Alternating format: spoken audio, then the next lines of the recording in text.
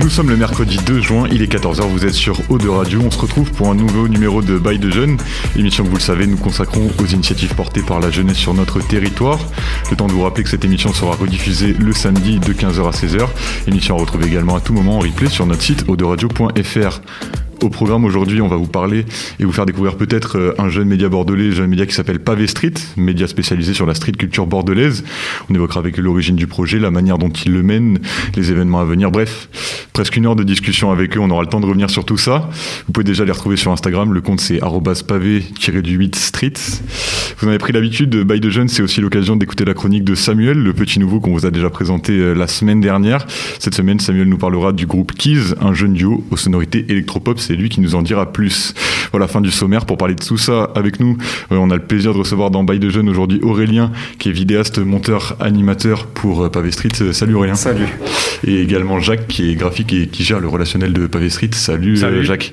Et avec moi pour co-animer, parce que c'est lui qui a les compétences et moi j'ai préparé, je suis avec Esteban. Salut Esteban. Salut. Donc tout d'abord, on vous a présenté rapidement, Aurélien, t'es vidéaste, monteur, animateur. Est-ce que tu peux te présenter toi, nous en dire plus sur ce que tu fais décris-toi un peu. Salut à tous, donc je m'appelle Aurélien, j'ai 26 ans et du coup je m'occupe de la partie vidéo, montage et un peu derrière la caméra pour Pavé Street. Donc j'ai une chronique qui parle des drops suprêmes tous les mercredis. Et voilà, après on fait d'autres vidéos avec d'autres concepts. On a le concept La Boucherie qui va arriver très prochainement, où on découpe des paires. Ok, on reparlera de ces concepts plus tard. Juste le temps de préciser qu'avec nous, il y a Clarisse qui est en studio pour gérer la partie image que vous mettrez à peu près après sur vos réseaux sociaux. On repartagera nous tout ça sur Eau de Radio. Jacques, est-ce que toi aussi tu peux te présenter un peu comme ce que vient de faire Aurélien ? Ouais, bien sûr.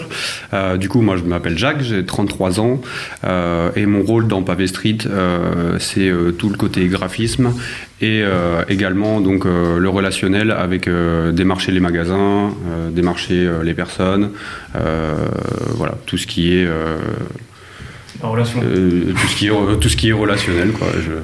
Aujourd'hui en studio vous êtes deux avec nous, mais j'imagine que Pavé Street c'est plus grand que vous deux. Est-ce que vous pouvez nous parler des autres personnes qui sont pas là aujourd'hui? Combien vous êtes dans l'équipe? Qui fait quoi? Un peu la répartition de tout ça. Je vais commencer. Du coup, le média a été monté par Martin. Donc lui, il fait de la vidéo comme moi et on va dire qu'il a aussi un petit peu le côté relationnel avec certaines boutiques. Donc voilà, c'est un peu la tête de Pavé Street, on va dire. C'est le créateur de Pavé Street. C'est ça, tout à fait. Je te laisse enchaîner sur... créateur de Pavé Street et puis les connaissances aussi. Ensuite, donc il y a Martin. On est tous les deux aussi.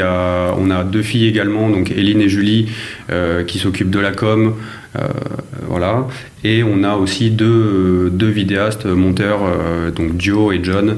John qui est en école, lui, de cinéma. Ouais. Et Dio qui a commencé à travailler lui pour son compte en tant que vidéaste. C'est vrai qu'on a donc on est 8. Et il y a Zozo. On a aussi Enzo qui s'occupe. J'allais dire le meilleur pour la fin. On a aussi Enzo qui s'occupe, qui fait aussi un peu de relationnel boutique, ouais. Parce qu'on essaie d'être quand même beaucoup présent avec les boutiques et il s'occupe aussi des articles sur Instagram, donc il va faire de la rédaction. C'est vrai qu'au vu de tout ce que vous avez présenté, il y a des compétences très très variées dans votre équipe, des gens qui touchent un peu à tout entre guillemets. Comment vous êtes tous rencontrés? Comment ça s'est aggloméré autour de ce projet-là, tous ces gens, toutes ces compétences? Déjà, je pense la sneakers, pour commencer, on va pas se mentir, on est tous passionnés de sneakers. Et voilà, au fur et à mesure, des shootings, des sorties de sneakers, on se retrouve et je pense aussi un peu de hasard. On va pas se mentir.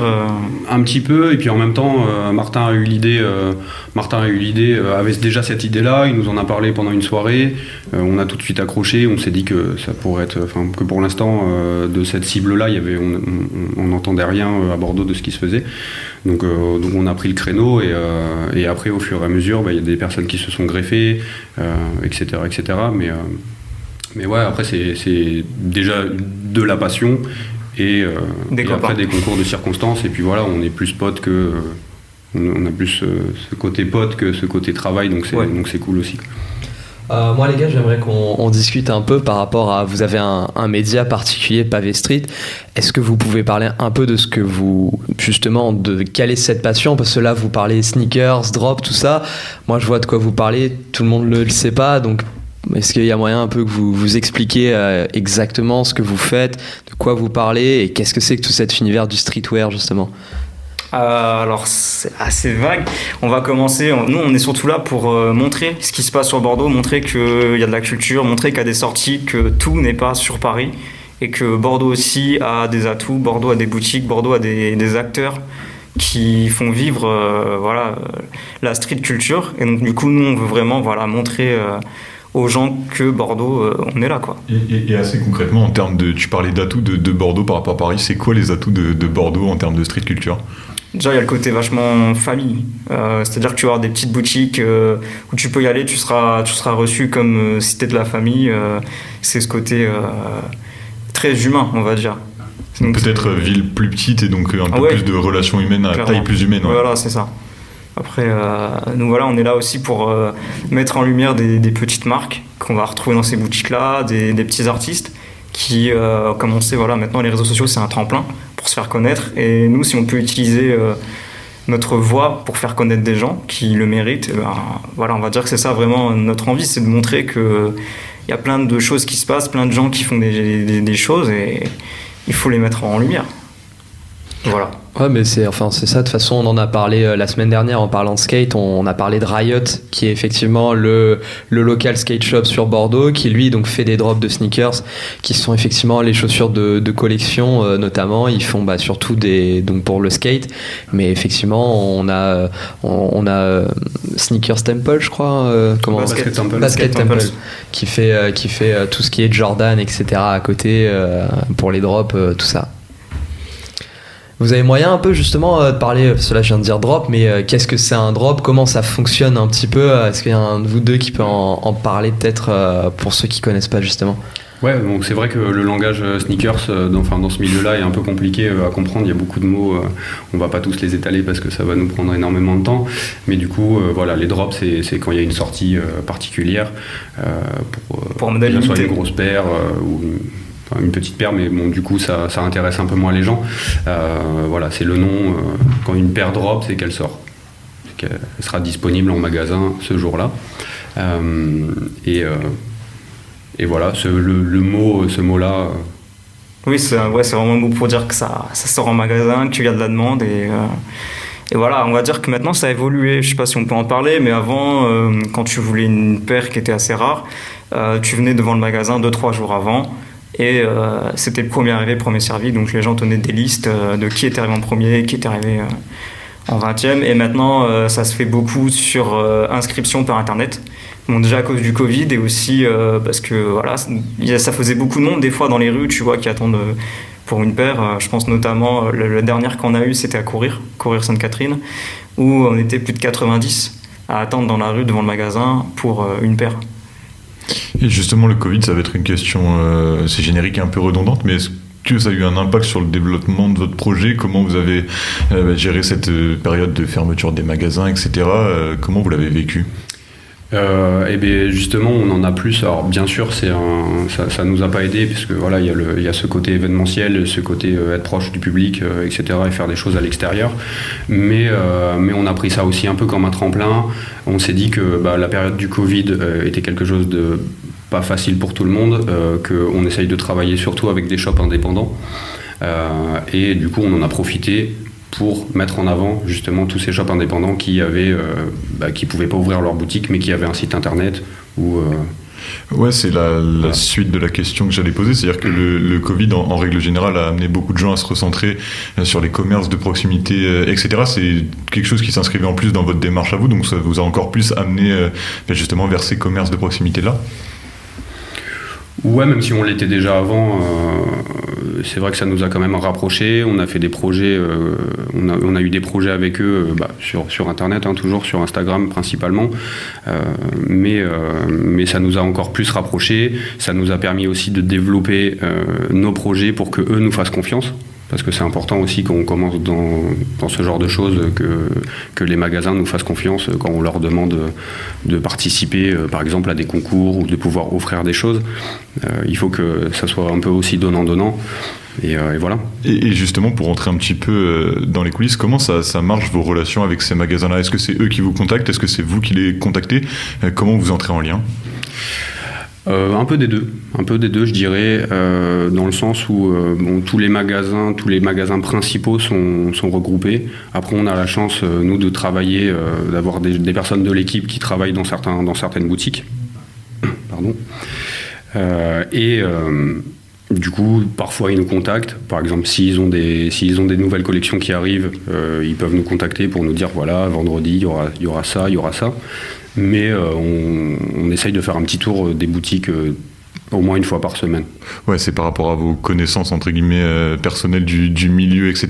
Et j'imagine que c'est du donnant et du gagnant entre guillemets, parce que à la fois vous permettez d'offrir notamment aux gens qui vous suivent, etc. Et en même temps vous leur faites de la pub. C'est une relation qui marche comme ça. Oui, c'est ça.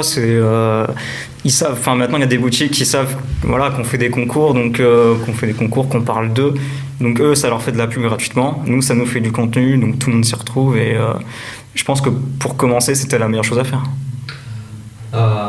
En parlant de la relation boutique, j'aimerais savoir justement pour vous comment ça se passe. On parle de drop, parfois de chaussures, de vêtements qui sont très rares pour certaines. Par exemple, là, dernièrement, il y a eu la Nike SB What the Paul qui est sortie. Comment ça se passe pour vous? On vous offre une paire directement pour que vous l'ouvrez? Justement, en fait, c'est des questions qui vont se poser. C'est un emprunt, vous la rendez après?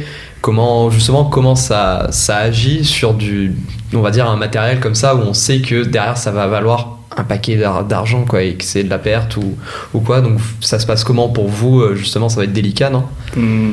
Alors ta question elle est assez intéressante parce que effectivement sur nos comptes Instagram on fait des réels où on fait des unboxings, donc toutes les paires qui sortent ou qui sont sorties, voilà, on essaye de le faire soit avant, soit le jour de la sortie ou le lendemain au maximum.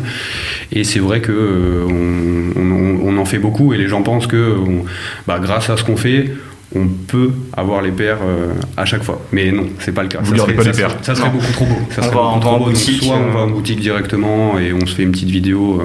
Ils nous sortent la paire et on fait une petite vidéo. Soit, étant donné qu'on est quand même 8, ça veut dire qu'on a au moins une chance sur 8 d'avoir une paire, que ça soit dans les boutiques à Bordeaux ou peu importe sur les différents sites internet, etc. Donc on essaye de se débrouiller. Quand on n'a pas de paire, malheureusement, on fait les raffles comme tout le monde, on envoie 50 mails comme tout le monde pour pouvoir participer. On a de la chance, on n'en a pas, on est comme les autres en fait. Non mais ouais, c'est pour ça que je dis ça, parce que c'est important. Il y en a plein d'influenceurs comme ça et qui se font critiquer parce que on les voit souvent avec des nouvelles paires ou quoi, et on les dit c'est bon, tranquille pour toi, t'as tes paires à 400-500 euros facile et tout, et ils disent non mon gars, je les achète avec mon argent, si je les ai pas eu je vais les racheter derrière ou quoi que ce soit. Et c'est vrai que c'est une réalité qui est pas facile dans le milieu, c'est de se dire on n'a pas tous des partenariats extraordinaires avec Nike, on n'a pas les drops suprêmes direct chez soi sans participer au raffle, sans être là levé au moment opportun. Donc effectivement voilà, je pense que c'était important de vous poser la question, quoi. Qui veut répondre? Par rapport à... pas... Non, franchement, pas de question. Je pense que, voilà, comme tu le dis, par exemple, tu vois, pour ma chronique, tu parlais de Suprême. Il y a des semaines où je dis, j'aimerais bien avoir ce textile ou, je sais pas, un accessoire. Et tu vois, j'arrive sur le site de Suprême comme tout le monde et... soit il n'y a plus rien, soit il y a des problèmes parce qu'il y a trop de monde sur le site et qu'ils ne sont pas optimisés pour recevoir autant de personnes. Ouais. Donc non, franchement, en vrai, nous on fait comme tout le monde, c'est juste que vu qu'on est 8, les gens ont l'impression qu'on a beaucoup. Alors et non, oui, c'est le prêt, etc. Et puis c'est être réveillé au bon moment aussi, de temps en temps, quand les shops sont pas en France. Ouais, et puis même là, nous on est vraiment pour passion. Enfin, c'est bête à dire, mais cette culture un peu de la sneakers, c'est venu aussi par cet engouement qu'il y a, cet engouement de l'argent aussi, hein, on va le dire. Il y a deux catégories, il y a des passionnés et ceux qui en font leur gagne-pain. Et du coup, on a souvent des remarques. Ah ouais, mais ta paire, elle vaut tel. Moi, je m'en fiche. Enfin, c'est parce que je l'aime, je la porte. Voilà, on s'en fiche du prix, c'est pas important. Ouais. Et en plus de ça, on est vraiment 8 passionnés et donc on a cette chance aussi de dire, tiens, moi cette paire-là, je l'ai vue, je la veux, qui la veut dans le groupe? Personne la veut, est-ce que vous pouvez jouer pour moi éventuellement? Comme ça, ça nous fait encore plus de chance, même si bon, c'est devenu de plus en plus compliqué. Ça vous arrive à vous de prendre des paires et de les revendre, juste sachant que elles vont valoir cher, parce que vous connaissez un peu, etc. Voilà, on savait que les What de Paul allaient emmener cet engouement, elles allaient coter, parce qu'au final on parle aussi de code pour les chaussures. Est-ce que ça vous arrive de jouer comme ça, ou est-ce qu'en tant que passionné, vous gardez effectivement les paires, vous jouez que quand ça vous intéresse ou pour les copains, et vous revendez pas vos paires ou quoi que ce soit? Pour jouer la carte de la sincérité à 100%, bien sûr moi je prends des paires pour les revendre, bien sûr, mais plus pour me dire que c'est la paire de la semaine dernière par exemple, je l'ai pas eu. Là il y a une paire qui sort, qui cote un petit peu, je vais la prendre, je vais pouvoir la revendre et je vais pouvoir racheter une paire qui moi me plaît, que j'ai pas pu avoir, mais qui coûte quand même un bon billet, histoire de pas... C'est toujours dans l'optique d'en racheter une derrière et pas de... Voilà. Parce que c'est quand même, il faut le dire, c'est quand même un milieu où il faut avoir un minimum d'argent, quoi. On peut pas. Il y a des sorties tous les jours, il y a des paires qui sortent tous les jours, toutes les semaines, tout le temps. Les cotes montent très vite. Voilà. Pour ceux qui connaissent pas un peu, une paire de, par exemple, moi je connais surtout le skate, comme j'ai pu parler la semaine dernière. La minimum d'une cote de Nike SB à l'heure actuelle, c'est 280 € pour la courte Purple. Et donc effectivement, ça monte très très vite au-dessus des 300, 500, 600 € et on peut atteindre très vite les 4 chiffres aussi, quoi. Ouais, mais après, c'est une vague. Voilà. Là, la Dunk, elle est arrivée l'année dernière. Oui, fin l'année dernière. Ça a vraiment pété l'année dernière, un peu avant le Covid. Pour la petite anecdote, 2 jours avant le Covid, il y avait la Dunk Safari, je sais pas si tu y étais. Si, ouais. On était plus de 400 devant Riot, quoi. Donc ça a pété, c'est un engouement, ça va se calmer, il y aura un autre modèle qui va arriver, etc. Peut-être que les prix vont baisser, peut-être que ça va monter. Et en fait, ça c'est vraiment ce marché-là, et j'aime pas trop en parler au niveau des finances et tout, mais c'est comme la bourse, en fait. Et moi, j'aime même faire le parallèle peut-être avec le football et les transferts où on arrive à une certaine bulle, à un certain niveau, et par exemple avec la crise du Covid, on s'est rendu compte que les valeurs n'étaient pas vraiment vraies. Est-ce que ça pourrait arriver dans un milieu comme ça aussi, qu'il y ait une dévaluation des prix et que finalement peut-être l'engouement et les prix retombent comme ça d'un coup, ou pas du tout? Oui. Je pense que oui, ça peut arriver. Tu vois, si les distributeurs se disent on va sortir beaucoup plus de paires, ça veut dire qu'il y aura beaucoup plus de personnes qui auront leurs paires, donc les codes vont... Ouais, c'est juste une question d'offre et de demande finalement. En fait, c'est ça, c'est si les grandes marques ouvrent les valves et sortent beaucoup de paires, les codes tomberont, donc il y aura plus voilà, pour on disait d'argent, il y aura plus d'argent à faire, donc ça intéressera plus les gens. Non, puis même il y a des chaussures qui montent d'un coup parce qu'il y a un engouement qui se crée, et parfois soit sur le moment, mais même on en a vu après qui ont augmenté. Je pense notamment il y avait la Civiliste, qui est une chaussure noire qui obtient quelque chose thermique, en fait. Elle a un symbole de thermique qui apparaît avec la pluie ou la chaleur. On a remarqué quelques mois plus tard que en fait elles avaient toutes vraiment un pattern différent sur les chaussures, ce qui a recréé un engouement sur la paire qui est montée encore, qui a coté à 200 € de plus, donc elle est passée de 700 à 900, et là on y va aujourd'hui, on revoit qu'elles sont retombées à 500, donc c'est vraiment très très variable, ouais, effectivement. Mais c'est un sujet, tu peux pas le prédire, même nous on peut pas le dire là. Il y a des choses qui font que ça va baisser, il y a des choses qui vont que ça va monter. Peu importe, le décès d'un artiste qui a collaboré avec une marque, ça peut faire exploser le truc. Voilà, il y a plein de choses comme ça. Donc dans ce qu'on dit, on est sûr de rien. Mais et puis c'est arrivé. Enfin, il y a encore, c'est pour ça que tout à l'heure on parlait de Paris, qu'est-ce qu'on avait de plus et tout. C'est vrai qu'à Paris ils sont en avance, donc ça fait déjà un moment que c'est comme ça. Mais nous, il y a encore peut-être 3 ans, tu pouvais camper tranquillement ou aller chercher ta paire tranquillement, et il n'y avait aucun problème, et il y avait personne devant les magasins. Là, c'est arrivé d'un coup, l'engouement, l'argent à faire, les réseaux sociaux. Et il y a de plus en plus de magasins aussi. Voilà, Sixis qui vient d'ouvrir, par exemple. Et c'est vrai que tout arrive, quoi. On voit SixX qui a ouvert. Il y a un autre magasin, je crois, qui doit ouvrir aussi de revente, d'achat et de revente de chaussures. Et à un moment, on n'avait que Oversize, je crois. Donc ça arrive. On a vu un courir qui a ouvert en plus à Sainte-Catherine, alors qu'avant, il n'y en avait qu'un, si je me souviens bien. Donc il y a tout qui arrive. Ça fait déjà un moment quand même. Ouais, mais le deuxième courir, le deuxième, ça fait quand même quelques années, mais voilà. Mais c'est bien d'implanter des choses comme ça. Après, voilà, on verra. Est-ce que dans 5 ans, les jeunes, ceux qui font ça pour l'argent ou peu importe, les passionnés, en auront marre? Il y aura quelque chose d'autre qui va arriver. On peut pas le dire, on peut pas le prévoir. Ok, toujours avec les membres du groupe Pavé Street. Dans cette seconde partie, on va revenir un petit peu plus peut-être sur le média en lui-même, sur les projets à venir, peut-être en termes d'événementiel, etc. Esteban, est-ce que tu as une question pour commencer cette deuxième partie? Moi, je pense que ce qui serait important, ce serait peut-être de commencer par décrire un peu ce que vous faites comme vidéo, les concepts de vidéos que vous avez et tout. Ça peut être intéressant de partir un peu plus dans le détail. On va commencer avec le concept qui arrive tous les lundis. C'est What's Up Bordeaux, présenté par Martin. Donc pour décrire rapidement la chose, Martin va nous expliquer, nous dire toutes les sorties qui arrivent sur Bordeaux, que ce soit pour du vêtement ou pour de la chaussure. Et s'il y a des événements, aussi événementiels. Voilà. Ça, c'est pour le lundi. Ensuite, on va avoir donc ma chronique à moi, qui est tous les mercredis, où moi, j'explique un peu toutes les pièces qui vont être présentes à la sortie suprême le jeudi à midi. Donc voilà, je donne aussi mon avis sur les pièces que je trouve bien ou pas bien. On a ensuite le jeudi outfit qu'on fait de temps en temps, où donc là, c'est les abonnés qui nous envoient leurs photos. Et donc nous, on fait une sélection voilà, des meilleurs outfits. Ensuite, on va avoir... Et un nouveau projet du coup qui arrive. Oui, aussi.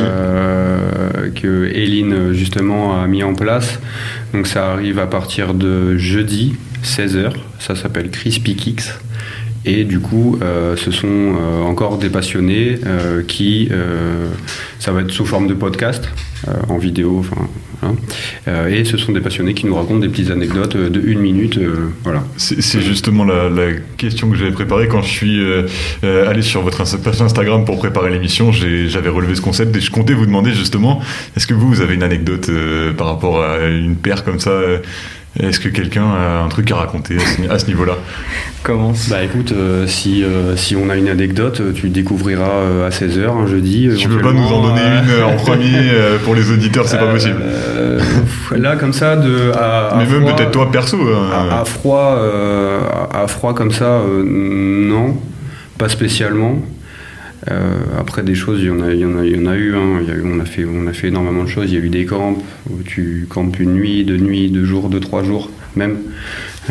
Voilà, c'est des petits trucs comme ça. Mais là, j'ai absolument rien qui vient. Ça fait un moment déjà. Et Aurélien, toi, tu... Non, pareil. Après, j'ai pas forcément d'anecdote, on va dire, particulière là comme ça. Après, si je peux penser à la fois où j'ai découpé la paire que je voulais le plus. Je l'ai découpée pour la customiser. Voilà. Aïe, aïe, aïe. Moi, j'ai mon anecdote si tu veux. Je t'en prie, t'es censé être le co-animateur de cette émission. Tu n'es pas l'invité, mais si tu as une anecdote, c'est moi que tu me regardes dans les yeux quand tu parles d'anecdote. L'anecdote vient de ce t-shirt, justement. J'ai un t-shirt. Peut-être que tu reviendras sur Crispy Kicks du coup un moment. Moi, j'ai l'anecdote de ce t-shirt qui est un t-shirt Erase Project, donc qui est une marque de skate américaine, donc californienne, qui a inspiré celle du biome de Nozman. Et j'ai dû rester donc jusqu'à 4h du matin éveillé pour faire le drop, la revival capsule, parce que c'est le t-shirt Astro Girl. Et je voulais une chemise. Et il m'est arrivé que j'étais en plein soir de raid avec ma guilde sur World of Warcraft. On a terminé beaucoup trop tard et je suis tombé en retard sur le drop. Obligé donc de me rabattre sur autre chose. Et j'ai pris le t-shirt Astro Girl qui me plaisait beaucoup aussi, mais qui n'était pas la chemise que je voulais. Donc voilà, c'était la petite anecdote du réveil en retard. Ah si, j'ai peut-être une anecdote alors du coup là. Ça me vient, c'est un truc. Voilà, c'est ça qu'on a voulu faire. On a voulu déclencher des souvenirs. Ça déclenche. Ouais, c'est pareil, c'est une question d'horaire aussi. J'ai vécu en Guadeloupe pendant 1 an, donc vous imaginez le décalage horaire. Donc presque toutes les nuits, il fallait que je me lève à 3h du mat pour pour espérer avoir quelque chose, mais j'avais rien et du coup je me rendormais pas, donc ça veut dire que pendant presque un an je me levais à 3h. Okay. Voilà. Et la seule paire que j'ai eue, je l'ai reçue là-bas et j'ai pris 80 € de frais de douane. Voilà, merci. D'accord, Donc, comme quoi finalement t'en avais une anecdote. Et du coup, pour revenir sur ce concept, tu disais c'était sous forme de podcast et en 1 minute? Ouais. C'est là du coup ça va être sous forme de réel parce que les réels sur Instagram sont passés à 1 minute maintenant. Ouais. Donc du coup on travaille essentiellement sur Instagram. On relaye les vidéos comme ça sur TikTok aussi. On a aussi la page Facebook où il y aura justement peut-être plus, on va peut-être plus parler des événements et tout là-dessus. Et voilà, donc c'est sous forme de podcast. Il y a les sous-titres. Ça dure 1 minute. Et voilà, et puis vous découvrirez ça jeudi à 16h. À l'heure du goûter. Jeudi 16h, c'est noté. Ouais. Et les anecdotes, c'est des membres de votre équipe qui les racontent, ou on peut, par exemple, vous envoyer des anecdotes et passer dans ce contenu-là? Alors justement, pour commencer, on a essayé d'avoir des personnes impactantes du game, entre guillemets, pour lancer le truc, voilà, parce qu'il y a des personnes qui sont dans ce milieu-là depuis qu'ils sont tout petits. Il y a des personnes de 40 ans qui ont commencé à 5 ans. Donc eux, ils ont des choses à raconter. Et justement, si on peut déboucher sur le fait que nos abonnés nous envoient un message en nous disant moi j'ai fait ça, il s'est passé ça et tout, et si c'est intéressant, pourquoi pas après les reposter. On fait vraiment pas ça que pour reposter les personnes déjà connues pour ramener du monde. On veut vraiment du partage, donc que ça soit des personnes qui ont beaucoup d'abonnés ou des personnes qui n'en ont pas et qui sont absolument pas du tout sur Instagram.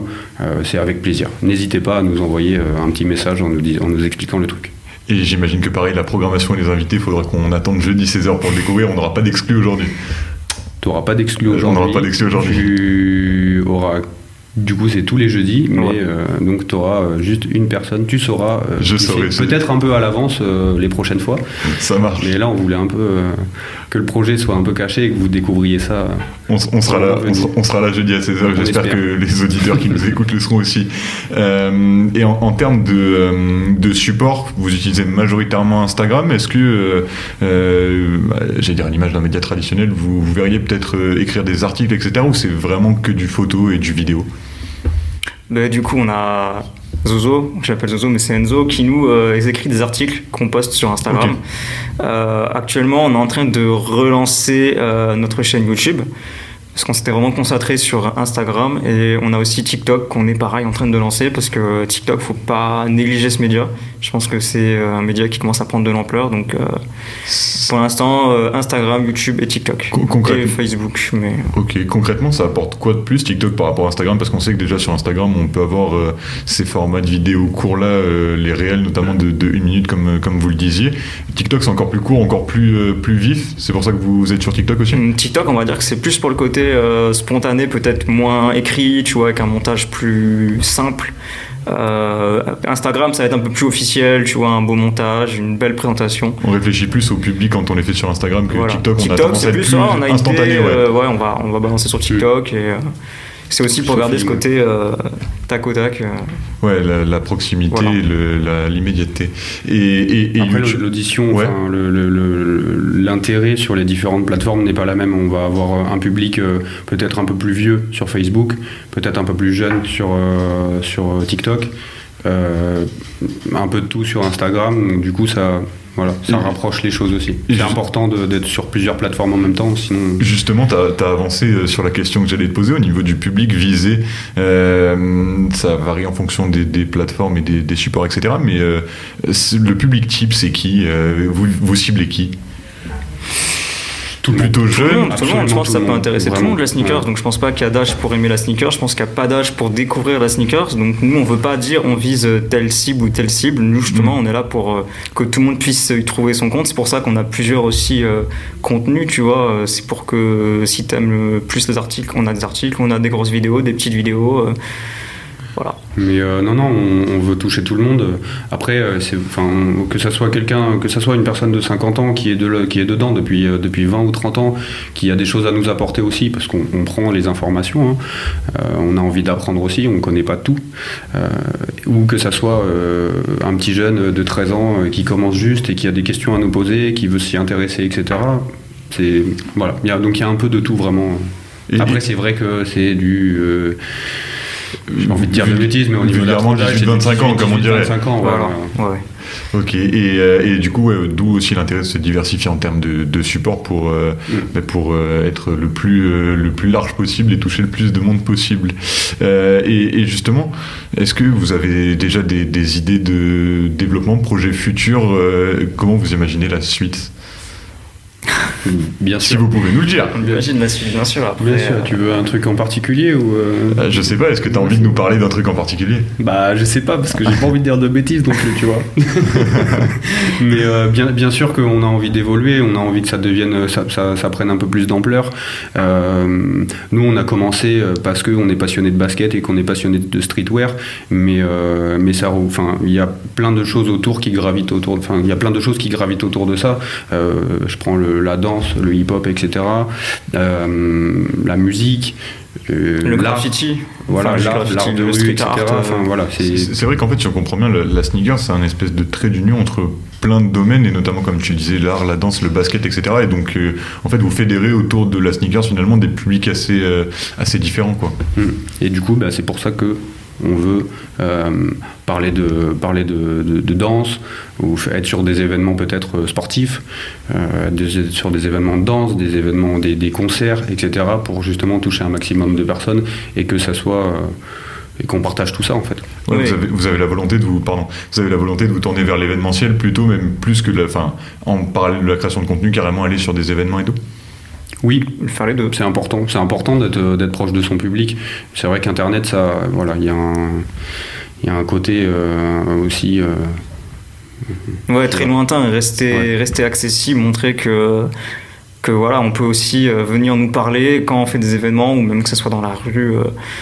Je pense qu'on veut rester humain et montrer qu'il se passe des choses sur Bordeaux, quoi. Et justement, vous avez, parce que comme tu le disais, ouais, Internet, c'est vrai qu'on n'a pas forcément de retour. Vous avez, des retours concrets, des gens qui vous encouragent comme ça, et peut-être même le fait de travailler avec des magasins, etc., ça fait un vrai côté humain, c'est ça dont vous avez besoin aussi? Déjà, les magasins avec qui on travaille, et il y en a quand même beaucoup sur Bordeaux, presque tous les indépendants, je dirais, nous font confiance et sont contents du contenu qu'on lance. Quand on vient faire des petites vidéos chez eux, des interviews, etc., on leur montre toujours les choses et ils sont toujours contents. Par exemple, 666, justement, il y a 2 semaines, on a travaillé pour eux et on n'a jamais été autant remerciés de ce qu'on avait posté, donc c'est cool. Après, oui, effectivement, il y a aussi les abonnés qui nous envoient des petits messages. Voilà, c'est super ce que vous faites, continuez. Ou sur les nouveaux concepts. Là, le Crispy Kicks qu'on a teasé hier, on a eu pas mal de retours en mode c'est génial, franchement vous cartonnez et tout. Donc c'est bien, c'est cool. C'est vrai que le Crispy Kicks, notamment, ça permet de créer le lien vraiment en faisant appel au vécu des gens et à ce qu'eux ils ont vécu. Donc c'est vrai que ça permet de faire le trait d'union. Est-ce que si on veut intégrer Pavé Street, on peut vous rejoindre? Est-ce que vous recrutez entre guillemets, même à titre bénévole, je sais pas? Est-ce que vous imaginez élargir l'équipe ou là encore c'est une question un petit peu... Alors déjà on est 8, Ouais. donc c'est compliqué de tout gérer. Pour la deuxième raison, c'est qu'on n'a pas de locaux. On travaille encore chacun de notre côté chez soi. On se retrouve quand même suffisamment. On se retrouve 2-3 fois dans la semaine avec une grosse réunion par semaine. Mais voilà, et à côté de ça, on a tous un travail, donc c'est un peu compliqué pour l'instant, que ce soit des stagiaires ou du recrutement, etc. C'est vrai qu'on nous a demandé, on nous a envoyé pas mal de messages pour des stages, etc. Mais malheureusement, on peut pas se permettre de prendre une personne, de prendre un stagiaire qui va aller 1 heure avec une personne. Enfin, c'est pas des journées complètes en fait qu'on fait, donc ça serait pas assez intéressant pour eux, mais on espère un jour développer Des ça locaux. aussi. Encore, on peut pas en parler. Enfin, on n'en parle pas parce qu'il y a rien de concret. Ouais, donc, plus donc des- voilà, mais c'est vrai que avoir des locaux, ça serait un rêve, et pouvoir prendre des stagiaires et partager aussi ça serait cool. Ouais. Non, mais c'est vrai qu'en plus, faut le reconnaître, il y a un réel travail derrière tout ce que vous faites. Vous parlez d'une chaussure, mais vous parlez aussi, par exemple, de l'histoire qu'il y a derrière, comment elle a été conçue, etc. Donc, en fait, oui, il y a un vrai travail de recherche derrière qui pourrait, en fait, se relier presque à moi qui fais des études de journaliste. Ça peut se relever à ça. Il y a de la recherche, il y a un vrai travail d'écriture, de montage et tout qui est vraiment là et qui fait que, ça donne envie de travailler avec vous. Ça donne envie aux gens de voir comment ça se passe et comment vous travaillez là-dessus, parce que vous mélangez travail et passion, et franchement c'est vraiment bien là-dessus. Ouais, et puis nous on y est allé un peu aussi au feeling. C'est vrai qu'il y a des trucs qu'on fait là, du montage vidéo, même si c'est pas des trucs de fou avec des effets spéciaux, y en a qui savaient pas faire et on a appris un peu sur le tas. Il y a plein de choses qu'on a appris sur le tas. Ouais, je pense qu'il y a vraiment une envie de s'auto-former, de tous faire des trucs qu'on avait toujours envie de faire, mais qu'on n'avait peut-être pas forcément le temps, ou tu sais, de se dire vas-y viens je le fais. Genre moi il y a plein de choses dans Pavé Street qu'avant je faisais pas, que je voulais faire, tu vois, de la vidéo, du montage, et depuis que j'y suis, je prends un réel plaisir à faire du montage, de la vidéo, et même de me dire que je vais pouvoir m'améliorer et faire des contenus. Et c'est ce dont on parlait au début, c'est que vous êtes quand même une équipe de 8, ce qui en soit est déjà beaucoup, et chacun a les compétences différentes, donc tu parlais d'apprendre par soi-même, mais aussi apprendre grâce aux autres, parce que j'imagine que ces compétences-là, elles sont mises en commun au service d'un but, et en l'occurrence Pavé Street, donc ça j'imagine que c'est à la fois cool et à la fois stimulant dans le travail. C'est ça, t'as aussi l'envie de peut-être des trucs que tu connais pas forcément et que tu rencontres d'autres personnes et qui te disent moi j'ai les compétences pour faire ça. Et après je pense que c'est beaucoup de curiosité, tu vois, on est tous curieux dans le groupe, on est tous avec l'envie d'apprendre, de s'améliorer et de faire de nous-mêmes, tu vois, le fait maison, de se dire qu'on n'a pas besoin d'aller voir quelqu'un pour faire ça ou ça, tu vois, genre... Ouais, la satisfaction d'avoir produit le produit à 100% justement. Ouais. Je pense que c'est ça qu'on cherche tous, c'est de pouvoir faire un média qui se gère tout seul et qu'on n'a pas besoin de demander à d'autres personnes. Après, c'est important. Voilà, justement, on n'a pas des compétences professionnelles, on sait le faire, on le fait. Justement, est-ce que si on prenait des stagiaires qui font des écoles de vidéo et tout, est-ce qu'on ne serait pas leurs propres stagiaires, justement? Est-ce qu'ils n'auraient pas plus à nous apporter que nous?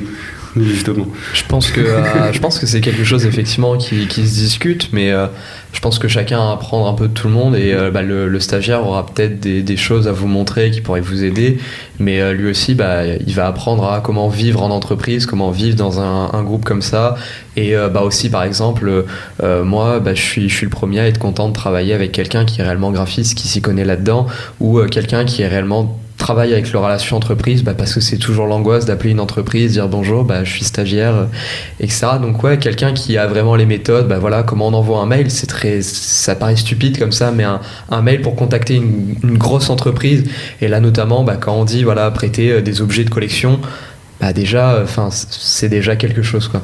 Donc je pense chacun à apprendre un peu de tout le monde là, dans cet échange là. Ouais, on en revient un peu à notre idée de base, c'est partager des choses, apprendre des autres et donner nos connaissances aussi, quoi. Mettre en commun nos connaissances, exactement.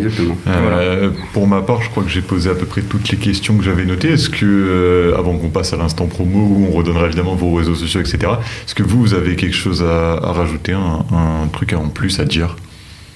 Abonnez-vous. Lâchez un pouce. Je passe la parole à mon co-animateur aussi. Toi, Esteban, niveau question, est-ce que tu as autre chose? Non, franchement, le taf est vraiment super. Hâte de voir un peu ce que vous allez préparer dans l'événementiel, ce qui va arriver, et de voir les nouveaux concepts que vous allez produire en vidéo, parce que franchement, c'est sympa, c'est un super travail. Cool. Donc est-ce que vous pouvez rappeler, si vous le voulez, évidemment, vos réseaux sociaux pour les gens qui nous écoutent? Bien sûr, évidemment. À tes souhaits. Du coup, sur Instagram, Pavé Street, donc pavé-street. Et je crois que sur les autres réseaux, c'est la même chose, si je dis pas de bêtises. C'est pareil, Pavé Street sur YouTube, Pavé Street sur TikTok. Et sur Facebook.